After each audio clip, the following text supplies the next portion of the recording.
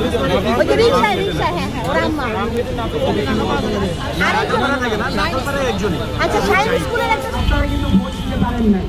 আমরা যারা এই প্রজন্ম আমরা জানি যে আমরা ভোট দিতে পারি না, আমরা ভোট দিতে গেছি, বলছে আপনার ভোট দেওয়া হয়ে গেছে। এই ধরনের অন্যায়গুলো তারা বাংলাদেশের মানুষের উপর করেছে। তুমি তো আমার বিচার করবে, তোমার বিচার করবে কি? আপনারা একটু মনোযোগ দিয়ে গানটা শুনলেন কেমন? এবং এই গানটাও কিন্তু আমার হাতে তুমি ভাঙ্গো গড়েছিলাম যা,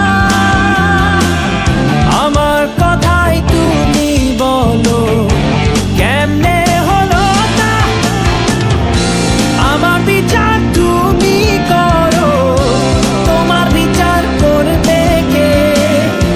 কবে তোমার দখল থেকে মুক্তি আমায় দেবে? আমি নয় তো একই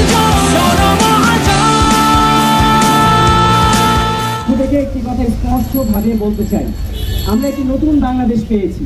এই বাংলাদেশে বিভিন্ন দল তাদের মতামত নিয়ে, তাদের মতাদর্শ নিয়ে রাজনীতি করবে। সেখানে বিএনপি থাকতে পারে, সেখানে জামাত থাকতে পারে, সেখানে এনসিপি থাকবে, সেখানে অন্যান্য অনেক দল রাজনীতি করবে, কিন্তু কেউ আবার আগের মতো আপনাদের উপর নিষ্পেষণ করতে পারবে না। এটাই ছিল আমাদের জুলাইয়ের সেই বিপ্লবী চেতনা।